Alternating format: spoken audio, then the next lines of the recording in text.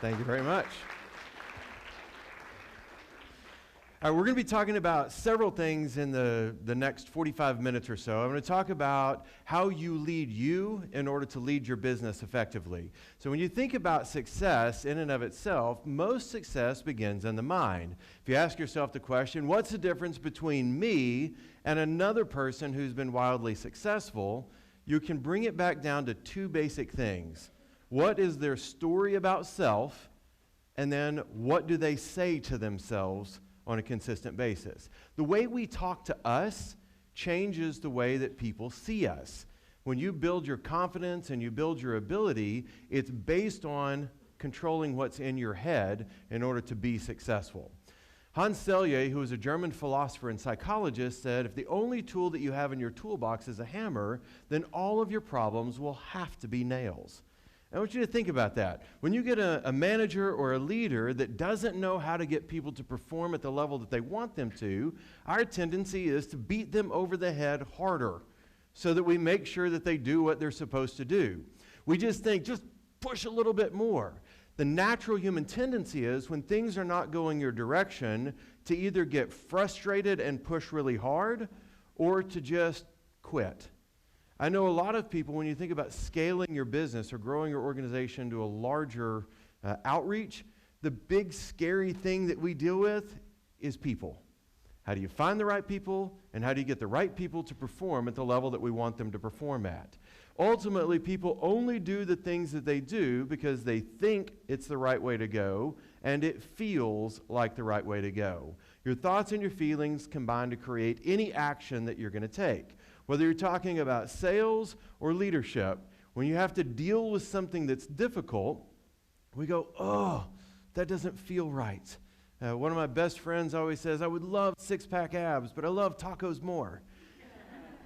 We feel like going to Taco Tuesday as opposed to feeling like going to the gym. We have to have the right feelings in order to take the right actions. It's not just thinking your way to success. A lot of times you get in front of a motivational speaker and they're like, just believe in yourself, just believe in yourself. And you're like, I do for right now. And then we go back into the real world and we haven't figured out how to condition our thinking. So I'm going to give you some tools and tactics as we go through this that will help you to be more successful. And the first is to change the human mind at a subconscious level where the beliefs are housed. You have to have 2 different times of conditioning per day. The first time that you try to condition your mind is right as you fall asleep. And you're going to ask yourself this one question. What would it feel like if everything was going the way that it was supposed to? What would it feel like if everything was going the way that it was supposed to go? And you just get that feeling and then go to sleep. The reason that you do this is the 5 to 10 minutes before you fall asleep, your brain is in what's called a hypnagogic state. It's pre-hypnosis. It accepts suggestions at a much steeper level. So if everything is going exactly right, clients are coming out of the woodworks to do business with you, your employees are doing everything that they're supposed to.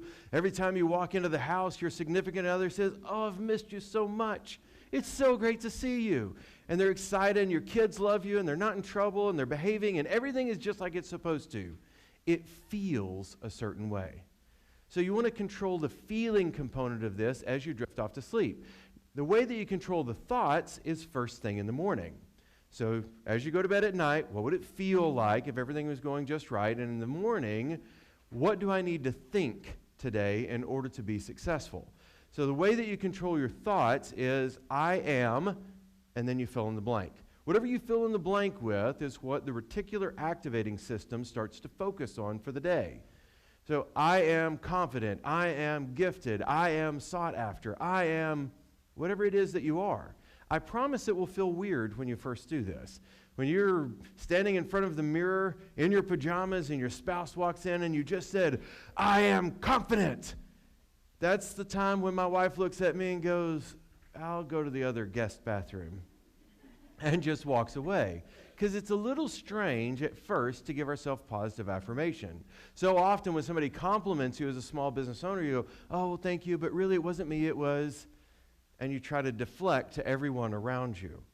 We feel it's arrogant to believe in ourselves. And yet, believing in yourself is the most important thing that you can do in order to be a great leader and to accelerate the success of your business. So if those 2 times in the day, the first 5 minutes that you're awake, I am, and positive statements, and the last 5 minutes before you fall asleep, hold the feeling of what things would feel like, you will shift what happens in your subconscious mind. Your subconscious mind controls the majority of what you notice in this world because of that thing I mentioned called the reticular activating system. It's the size of the end of your pinky at the base of your brain, and it filters things in or it filters things out.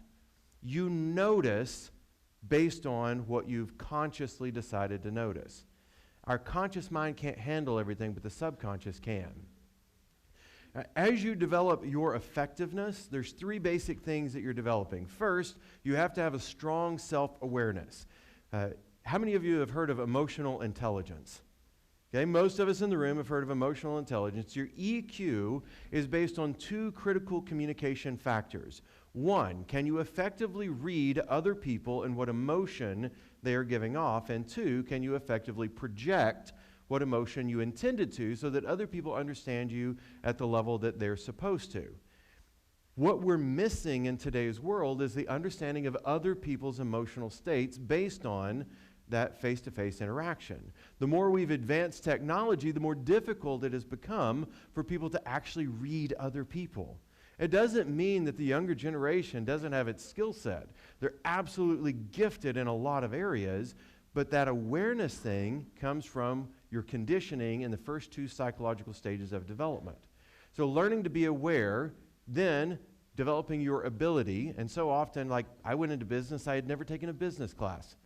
I had a degree in communication, basically a Bachelor of Arts in talking.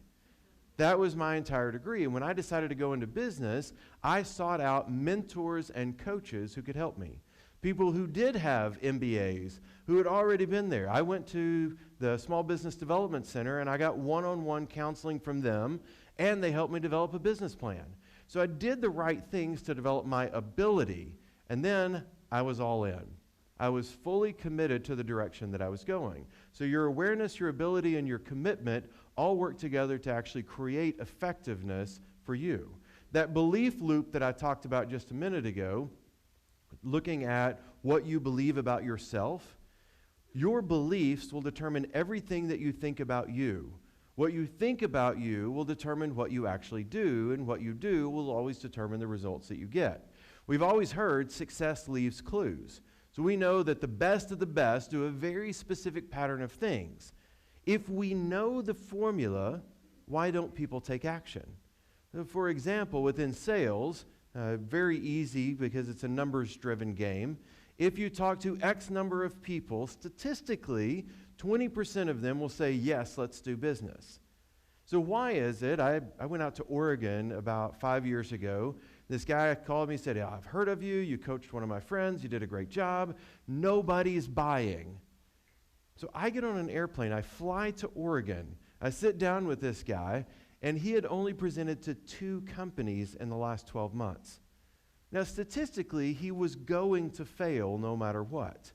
He needed to talk to more people.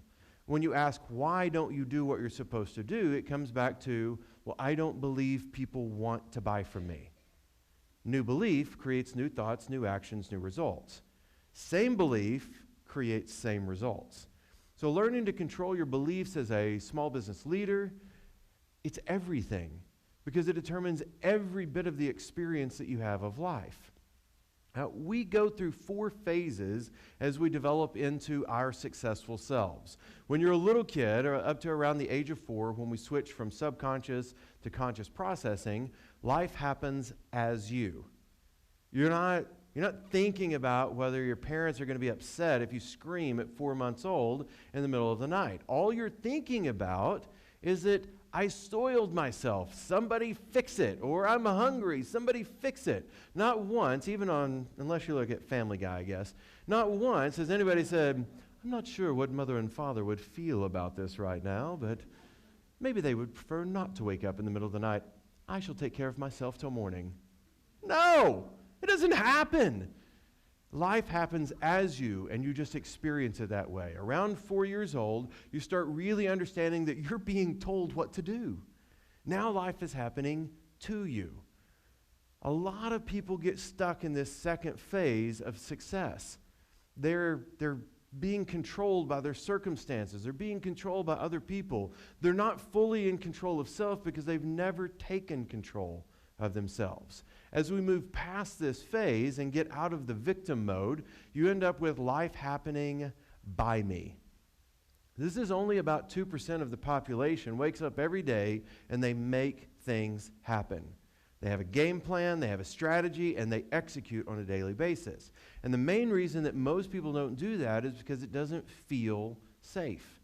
One of the most basic human needs that we have psychologically is the need for certainty. I want to know for certain what's going to happen today.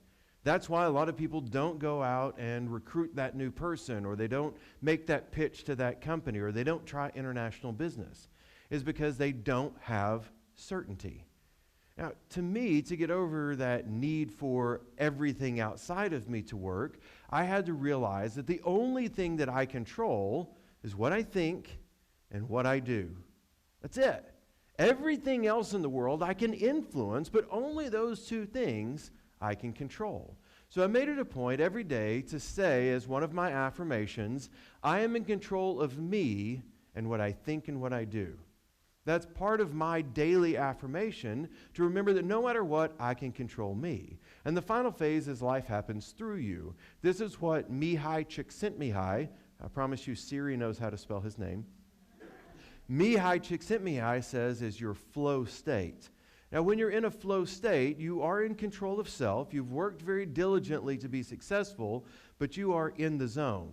He says you narrow your conscious processing down to about 800 bits per second of information. Normal conscious processing is 2,000 bits per second. So you're cutting it more than in half, and you're focusing just on the things that truly matter. You've learned how to block out the things that are not moving you forward in your life. You are fulfilling 4 roles. So as you look at narrowing the things that matter the absolute most, the 4 roles that you're filling are building connection, leading yourself, leading forward with your team, and achieving results. In the end, every one of us is responsible for accomplishing something significant. Now, I won't say that I followed the exact right path when I went into business. This September, it will be 20 years that I've been in business.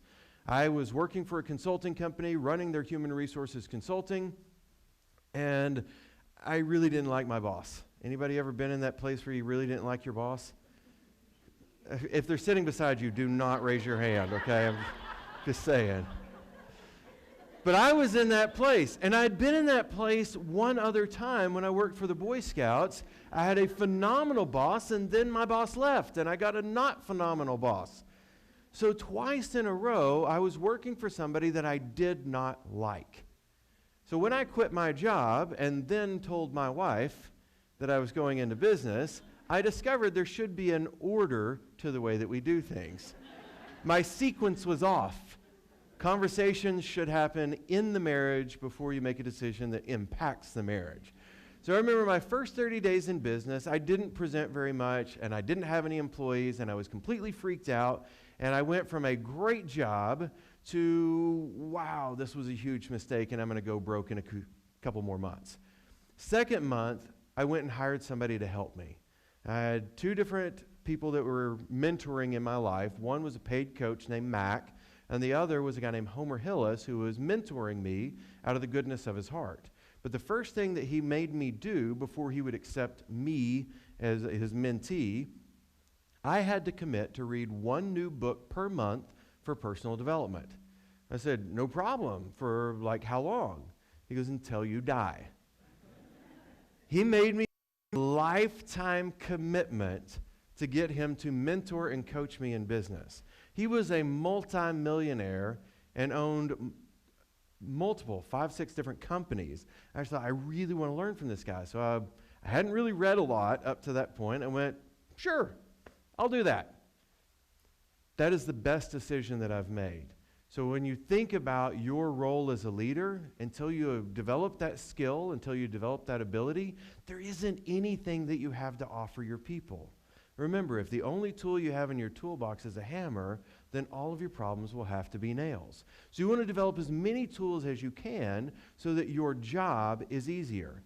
When you're trying to switch things around, and I do have the right sequence now for the way that I do things. I always talk to my wife first. That's why she's still around. But I want to follow a sequence and develop the skill sets in order to get me where I want to be. So let's talk about the first of the 4 roles here. There we go. Building connection. There is a difference. I don't know if you guys have noticed it or not, but there is a difference between a 22-year-old and a 52-year-old in the way that they look at life. How many, show of hands, have noticed there is a generational difference? Now, what I want to point out is that I don't care which generation we're switching from and switching to. There is a difference from one generation to the next. And the reason for that is because we are experiencing different things in our life today than what we did 10, 15, 20, 30 years ago. What I experienced as a kid growing up in the small town of Canadian Texas is significantly different than what some of my friends experienced at the same time growing up in Kansas City, Missouri. So it's not just your age, but also the environment that you grow up in that makes a difference. My granddad being one of my heroes, I adopted a lot of the values that he had. I spent as much time with my grandfather as I could, and I wanted to be like him. And luckily, I went bald the same way that he did.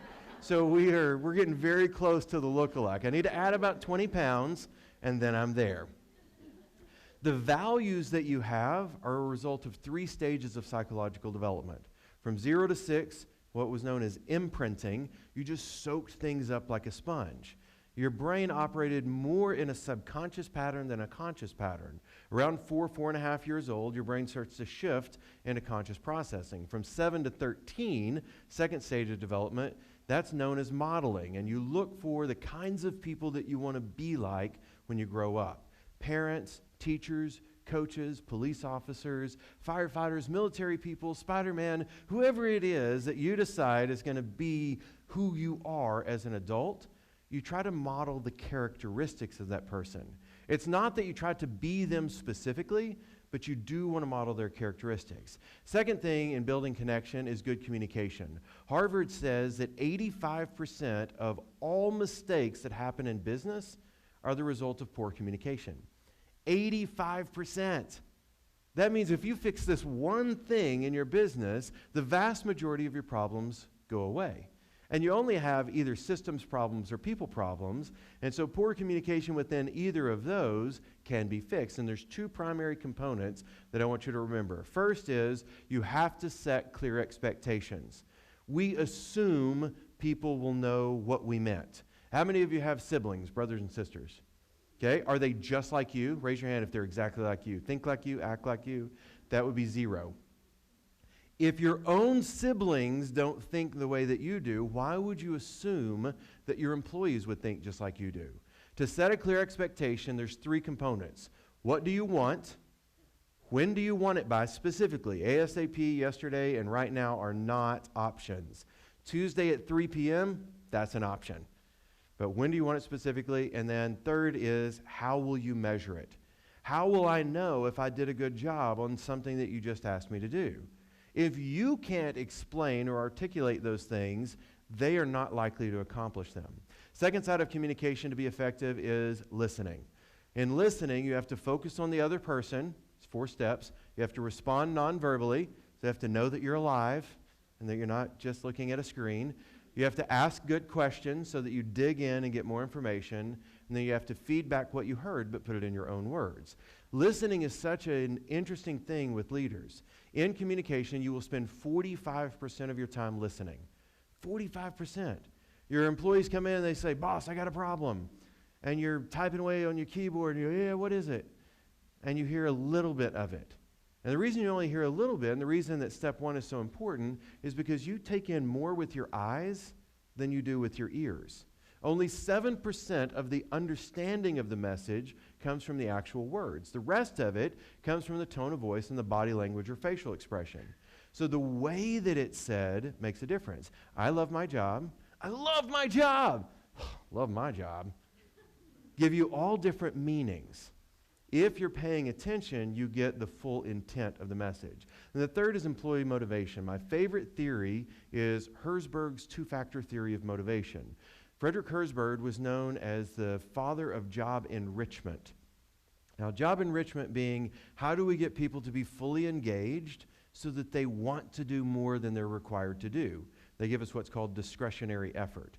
From a motivational standpoint, we think it's money. And money, a lot of times, attracts people to apply for a job with us. But once they're working and their basic living expenses are covered, money itself does not create better performance. Money is important, though, because Herzberg listed it on the external or the dissatisfier side of things. If you don't have enough of it, you lower your motivation and therefore lower your performance. So if you do have enough of it, you don't lower it. So the intrinsic side, or the satisfiers, are what increase performance. That's purpose, that's growth, that's autonomy. Those three components are the most critical factors of being enriched on the job. If you are giving your employees those three things, they have a tendency to work really hard. When you're leading yourself, you have to learn first how to manage your priorities. Now, time management is a myth. Time is a finite resource, and you can't create more of it even if you really want to. You know, Einstein's theory on time was that time was relative. It didn't mean that it really fluctuated, but what you felt like in that time fluctuated. When you learn to manage priorities, you are, number one, setting your priorities for the day before you start the day. To be successful in your business, you need to know the 3 to 5 things that you have to do every single day to be successful. And I can really narrow mine down to 3 specific things. I need to learn something, I need to teach it to somebody else, and I need to send them an invoice. And if I do those 3 things as a business owner, I'm going to do pretty good in my life because that's my job. When you identify those things, where is forward funny emails in that list? It's not on the things that make you money side of things, is it? So you do things, but the most successful people in the world only have their email open 3 times a day. They open it first thing in the morning, read their emails and respond. Then they close it. And then right about lunchtime, either right before or right after lunch, they open their email, they read and respond. And then right at the end of the day, they open the email, read and respond. That's the only 3 times the email is open. Yet most of us, as soon as that email pops up that we got something, we go, and we have to look at it. It's like squirrel. And we get excited because that shiny new email just came in. It could be really important. Trust me, it will still be there in about 2.5 hours. It will wait for you. And sometimes when people wait for you, they find you more valuable rather than when you are always available. Second thing you have to figure out is how do we make decisions within a group? And that's what groupthink is. How many of you have found that when you're in a room with a really kind of strong, aggressive personality, and they really want something, but you know it's really stupid, you still don't say anything? A lot of us do that. We're like, it's really just not worth the argument. And then you walk out of the room and you go, oh my gosh, can you believe that idea? And everybody's like, yeah, I didn't think it could be any dumber, but he topped it. We talk about it outside of the room, but we don't have that trust built to talk about it within the room. If you've never read Patrick Lencioni's book, The 5 Dysfunctions of a Team, highly encourage you to read that book. Lencioni is phenomenal. In that book, he talks about this pyramid of dysfunctionality. And at the base of the pyramid is trust. If you don't have trust, you will have all of the dysfunctions.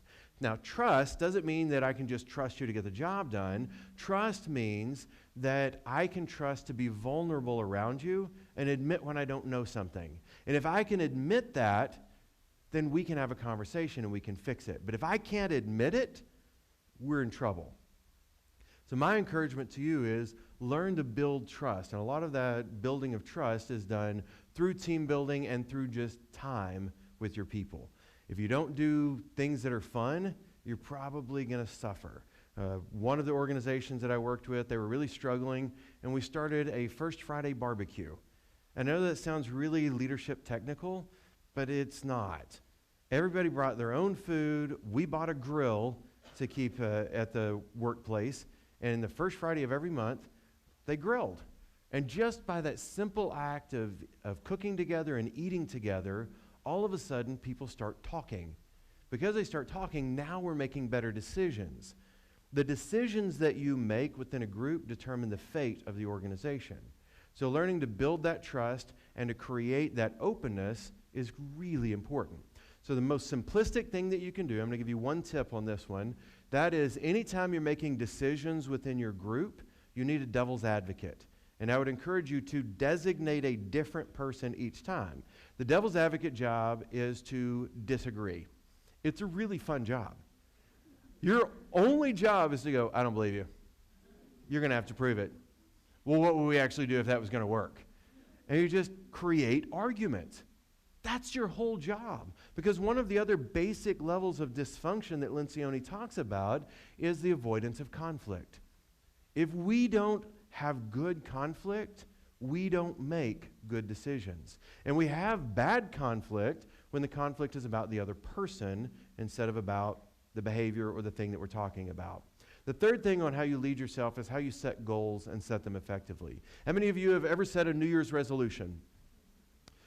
Okay, did you know that more than 80% of Americans set New Year's resolutions and 96% of them have given up on the resolutions by February the 15th? Like, we're 6 weeks into the year, you're like, I'm never getting there. That's not going to happen. That's why I typically work out at home in January and go back to the gym mid-February, because it's back to not being crowded. 90% of gym memberships in the United States never get used more than 4 times a year, and yet they pay every single month. It's a great business to be in. Pay me so you don't feel guilty, but don't show up. Like, I wish I would have thought of that in the early stages of my career. But when you set a goal, you have to have a schedule for the goal. The mistake that unsuccessful people make is they set a goal, but they don't schedule it out. So you have to think from the end of the goal back to the beginning of the goal. And you go, okay, well, I want to, by this date, December 31st, accomplish X. Well, what's required of that? And then you go through and you map out all of the steps that would be required. Now, how long would each step take? Okay, well, let's schedule it backwards to know when I need to start. The books that I write, they are goals that I've set. My goal was to write 1 book per year that I'm in business. I've got 20 years in business. I've got 19 books, a planner, and a journal. So by the end of this year, I will have my 20th book to go along with the planner and the journal and all the other books that I've written. I do that and I say it takes approximately 2.5 hours to write a chapter. So I schedule out 2.5 hours for every chapter that I need to write throughout the year. And then it also takes me about an hour and a half to edit and correct. So then you go back and you add that time in. Then it takes me coordination time with a designer and a formatter. Then it takes publishing time. So you go through all of the things that are required and you simply put them on your schedule. Successful people schedule the things that are important. It's not on a task list or a to-do list. It's on your calendar.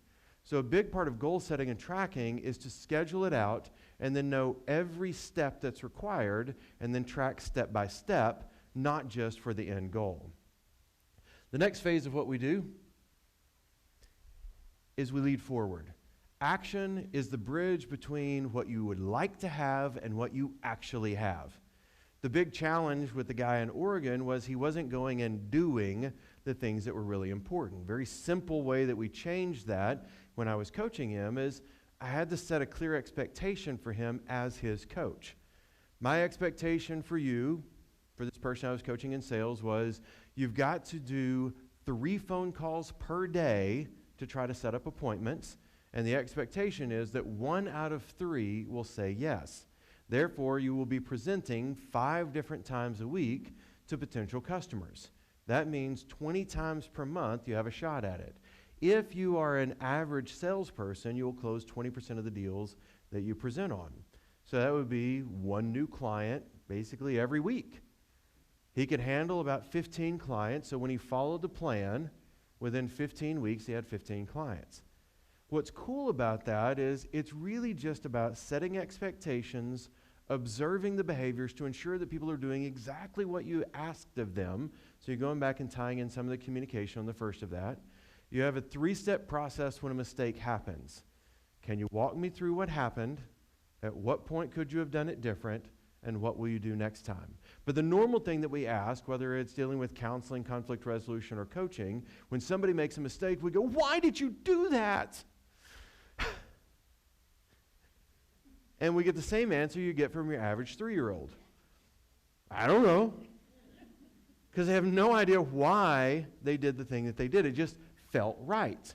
Because language is in the prefrontal cortex, which is where logic is, and feeling is in the limbic center of the brain, which is where emotion is. We can't really explain our why, but we can answer logical questions. Walk me through step by step what you did. At what point could you have done it different? In that second question, you're identifying what's called the point of attribution or explanation. This means that when we explain that I could have right here, I've shifted accountability from not my fault to I chose this. Now we can create change, especially when we're coaching people. So, third question, what will you do next time? 3 basic questions. Can you walk me through what happened? At what point could you have done it different? What will you do next time? And if you answer those 3 questions, you're coaching at a really great level. You are helping them move in the right direction. Now, conflict resolution is one of those things that's a little bit trickier because of the emotion involved in it. Very seldom do we ever look at another person and go, gosh, I love to confront people. Let's go do this. No, we look at confrontation, we go, oh, I don't want to do that. It feels awful. They're not going to like me. They're going to be mad. It's not going to go well. I was hired early on in my career to fire somebody. Now, mind you, I was kind of desperate for money in the first of my career, so if they said, can you do this? I go, absolutely. So then I started reading, how do you let somebody go without creating a scene? And the steps in conflict resolution are you address the behavior, you address how you feel about that person's behavior, you address the impact that that behavior has had on you or the organization. Now I have confronted behavior, feeling, impact. Then I listen. I want to hear their side of the story and then process it. And then finally, I'm going to end with my expectations moving forward are. So it's behavior, feeling, impact, reflective listening, my expectations. Be firm. That way you can be firm in your conflict resolution and actually get to the resolution part. I have found that if I can control my emotion, even a really tense situation like letting somebody go seems to go pretty smoothly. And when I let this person go, and it was actually a nursing home director of nursing, and I sat down with her and I said, look, here's what I'm observing. And I talked about behaviors. I said, I know how I would feel if I was your boss, and this is what they've described that they feel about the situation. Obviously, this is not a good situation. The impact has been, and I described the impact. I said, tell me your perspective. And she goes, I hate people. If you're the director of nursing for a long-term care facility, one of the requirements should be, I love people. Because all you deal with is people. And so she said, I hate people. I said, well, let's find you a place where you would be happy, because no one should spend their career doing something that they hate. And I said, out of curiosity, why did you become a nurse? My mom told me to. Oh, why? Well, because she said it was a good career and I'd make lots of money. And I said, have you? She goes, I've made lots of money. It's a horrible career. I hate it. You're either wired for it or you're not wired for it. She was not wired for it. So we found her another job. I actually got her connected with a guy that owned a greenhouse, and she became the manager of the greenhouse. She loves plants, hates people. She wrote me a thank you note for letting her go about a month later. And that's when I started thinking, man, if you just do this the right way, it's not actually that bad. The third piece of changing things as you lead forward is to do corrective counseling. Now, corrective counseling is just advanced behavior change. And I want to take you back to that belief loop that I talked about a little bit ago. If you can help people believe something different, you can create whatever different behavior you want. But if you address just the behavior, a lot of times you never get to the belief part, and they go right back to the way that they were. So when we ask questions about belief, I want to ask questions that are, what would you have to believe in order to whatever behavior I want them to do?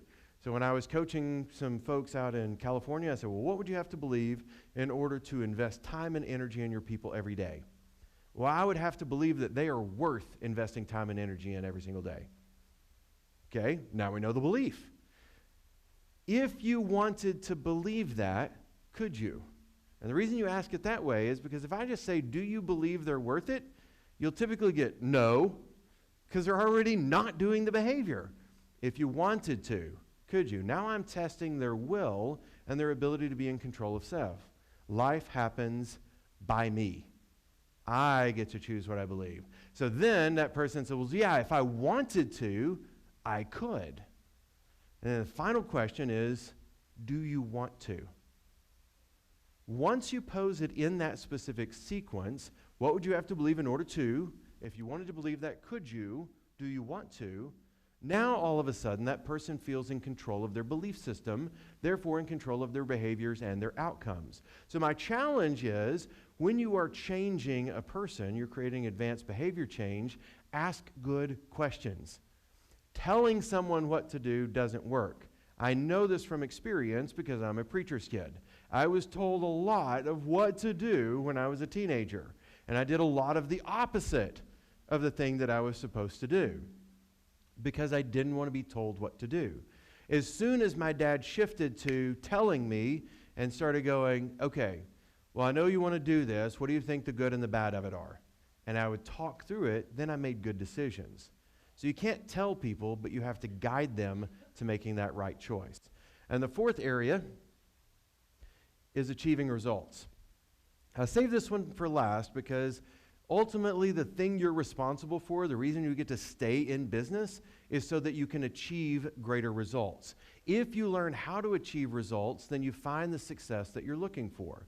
So the first piece of achieving results is solving problems. How many of you, show of hands, would love to hire people that just know how to solve problems and you don't have to manage them all the time? Yeah, most of us want proactive problem solvers. We don't want to hire somebody that goes, hey, toilet paper's out in the bathroom. Change it. Like, why do I have to explain this to you? Well, I can tell you the reason that we're explaining this is because for the vast majority of our lives, we were not taught to solve the problem. We were taught to follow the process. If your whole life you're taught, if you remember this, this, this, and this, and you give it back to us in that same order, you're an A student, then it makes it difficult to be creative. Creativity is at the core of problem solving. There are different kinds of creative problems that we solve. Some are insight problems. That's that, aha, I got it. And the rest are scaffolding. So you're going to build a little bit of skill here, and then a little more skill here, and a little more skill here, and it gets easier and easier to solve the problem as you build the skill. Most of the problems that we solve in business are based on that scaffolding model. We're building onto it. Education prepares us with basic information so that we can solve advanced problems, but you have to solve problems. The third stage of psychological development that I didn't really talk about earlier, I saved it for here, is known as socialization. In this stage, you learn critical thinking, problem solving, decision making, and accountability, all by facing challenge. Not by being protected from challenges, but by facing those challenges. So I want you to just think about that for 1 second. How many of you had to solve your own problem when you made really dumb decisions as a teenager? My father was very clear that if I did anything where the police officers were involved, lose his number. Because if I used my one call to get him to come get me, Dr. Holland was not going to be happy, and he was not going to save me. He was going to say, well, it's nice talking to you. Let me know when you get out. He wasn't going to solve the problem. Therefore, I made better choices and solved the problem before the problem actually existed. The second piece of achieving results is you have to build your team. Now, Bruce Tuckman in 1965 came up with his forming, storming, norming, and performing, 4 stages of team development. And in 1972, he added a 5th stage called adjourning. The struggle that we seem to be facing is that our turnover is higher today, statistically than it was 10 years ago. But if you look at the number of jobs that the average millennial will have, it's going to be around 20 jobs during their lifetime after their education. For the average Gen Xer, it's going to be between 10 and 15 jobs. For the average baby boomer, it's going to be between 3 and 5 jobs. So we have more jobs, but it's not because the generation is bad. I want to be very, very clear about this. We've changed the game. The game itself in business has changed. Therefore, to build a team that wants to stick, now we have to invest much more heavily in the relationship side of things. The millennials have a greater expectation for being connected with all of the people that they work with than any previous generation did. I don't see that as a bad thing. Their expectation is I should have fun and work, whereas the Xers typically wanted to work and then leave and go have fun. And the boomers wanted to work and then ask for more work after they finished their work. So we have different belief systems from each generation. None is good, none is bad. They're just different. To build a team within any organization, you're going to have to step back from the team and go, my job is to create connection. What got you to the top won't keep you at the top. If you've clawed your way from entry level to top leader, once you're as a top leader, now your primary job is to build a relationship and keep that connection. The third piece of this, and I think it's the most important piece of the whole thing, is your ethics, your values, and your culture. Your culture, according to Peter Drucker, is the personality of the organization. In your organization, you will have people that will either be fully committed to you as a leader or not. Because people work for people, not for businesses. 30 years ago, people worked for companies, and if a great leader left, they're like, oh, bummer, they left. Oh, well, I'm here. But today, we work for people. So when a great leader leaves, there's this huge ripple effect. So we want to try to create the kind of cultures where people want to stay. When I was trying to recruit my business manager, Debbie, she was at Chase Bank, and she was my business banker and had been for 7 or 8 years at the time. And I, every month, went in and talked to my banker. I think your relationship with your banker is crazy important, because if you ever get in trouble, they're the person that can save you. And they can go, look, we'll process these checks anyway if the money is coming in, which she did more than once for me. She's fantastic. So she knew my business inside and out. And when I decided to recruit her, I waited for the culture to get not so good in the branch that she worked in. And it was about 6 months of every month I was going in and talking to her, I could tell she was getting more and more stressed. Finally, about 6 months in, I'm sitting in front of her and I go, are you happy? And she goes, look, I know you can read people really well, so I'm not going to BS you. I'm really stressed right now, but it'll be fine. I'm going to work through it. It's going to be okay. And that was part of what I loved about her. She always made it through. I said, well, let me ask you a different question. Would you like to work for an organization where every single day you have a purpose and you have an objective and you're in charge of your area? Nobody's messing with your stuff. She's like, oh, that would be every person's dream come true, but I don't think they exist. I said, let me ask you a third question. Would you like to go to work for me? And she goes, yes, but I don't know if you can afford me. I said, I don't know if I can either. So why don't you go home and talk to your husband, because I knew a lot about Brandon from our conversations, and come back with a number. What number would it take for you to go to work for me? She goes, well, what does the job pay? I said, I have no idea. I've never hired you for the position before. And so she goes home, and she comes back with a number, and it was like a little back alley deal. We meet at a coffee shop, and she's like, that's what I'm thinking. It was a folded up piece of paper with a number on it. And I open up the piece of paper, and I go, oh, I don't think I can do that. And she goes, I could go down. I said, no, I wanted to go up. And she goes, what do you mean? I said, I'd like to pay you $2,000 more than what you asked for. And a part of the culture that I've created, and I've done this since 2001, is whatever the person asks for, if that's the person that I want, I pay them a little bit more than what they asked for. And the reason I do that is because if I pay them a little less and tell them to earn their way up, what I've said is, I don't think you're worth it. But when I pay them $2,000 more, they're like, oh, they see more value in me than I do. And my job, my entire business is about helping people find and achieve their potential. So I have to see it in that person. So she accepted the position. Then she started going, okay, well, I know I'll probably have to go backwards on vacation. I have 3 weeks of vacation right now. I know I'll probably have to go back to 1 or 2. I go, no, I take a lot. So 3 weeks is fine if that's what you want. She's like, really? I go, yeah. I said, plus, I pretty much close on all the banking holidays because I want to. And she goes, really? I said, yeah. A year into that, I started really evaluating. Nobody hires me from about December the 20th to about January the 10th. And I went, why do we keep showing up for work if we're not doing anything? And she goes, well, I mean, we've got lots to do. I said, work some at home if you want to. Work from out of state, out of the country. I don't care. But you don't need to show up from December the 20th to January the 10th. And she goes, oh, is that my vacation now? I'm like, no, we're closed. One of my buddies in Canada does that. They take holiday. We call it August. They call it holiday. They literally just close the doors, and he does $1 million a year doing what I do. I'm like, you're making more money than me, and you're closed for a month? I got to try this secret formula. So our values are to stay balanced. Our values are to have fun. Our values are to always invest in the potential of anybody that we work with, to see more in them than they see in themselves, and then help them achieve that. So if I know my values, and I create a culture that's fun and balanced, and I always operate with ethics, I have exactly what people will want to work for.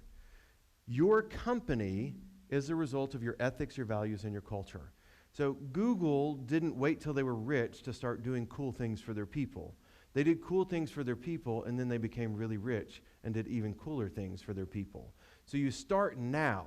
That's the small business advantage to me, is the values and the culture that we have make us where people desperately want to work for us, even if it's a little less money and a few more hours. So Abraham Maslow said, if you intentionally become less than you're capable of being, then I warn you, you will be unhappy for the rest of your life. This is my own design of Maslow's hierarchy of needs, and I'd like for you to really notice that there is coffee at the physiological level, because I do believe that staying caffeinated keeps you at least artificially motivated. But you've got to make sure that you intentionally become all that you're capable of being. That's where happiness comes from, is being challenged, developing skills, and then kicking it in the tail. You get to do amazing things as a small business owner. If any of you would like to stay in touch with me, I send out a quick leadership tip every Monday morning. If you just text Jody, Jody, to 66866, then it'll ask you for your email address. It won't ask you for anything else.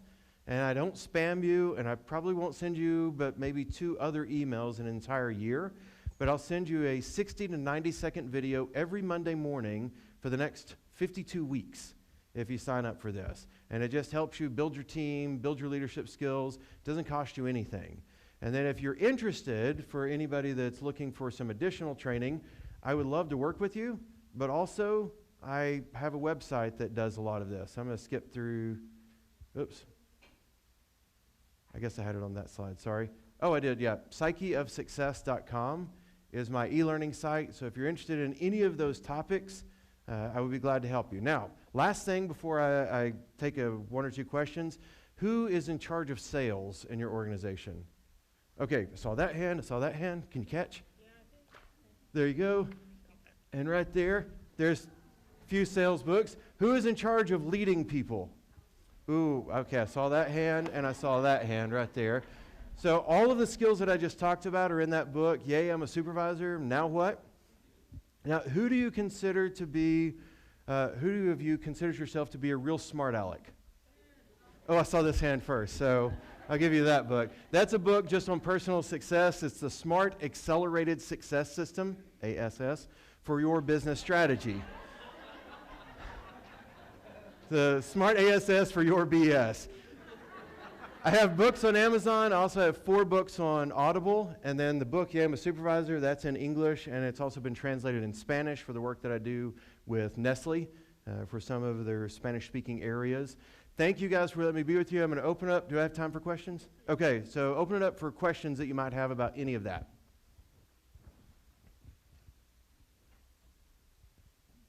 I just talked so fast, and I answered all the questions, and everybody feels fantastic. Nope, my only question is, what's so bad about work? Nothing. I love work. I also love not work. So I like both sides of it. And we work really, really hard when we're working, but we also play really hard and have a whole lot of fun. So work and work. And I didn't mean if that came across. I love work. Oh, no, I love work too. But the question is, like Southwest Airlines, if you can't get the whole company together having fun, then why are we doing this? And right. The question is, you have to have work with purpose. It's the purpose that makes work absolutely worthwhile. And I think each one of us is hardwired at a subconscious level to have autonomy, mastery, and purpose. I want to control my own destiny. I want to get better and better at the things I do, and I want to work for a purpose, because 2 of the 6 psychological needs that exist are the need for personal growth and the need for purpose. And those are the 2 that are value-based, that are critically important for us. So I love work. It's jobs that people typically don't like. Work has purpose. A job is just a paycheck. So when we create purpose, and I think small businesses do this better than any other group, people wake up every day, including Monday, and they go, yes, I get to go to work. And I get to work on my stuff. Yes. My stuff, and it has a purpose. So. Absolutely. Very good. Jody, thank you so much. Thank you, Dan. Appreciate it.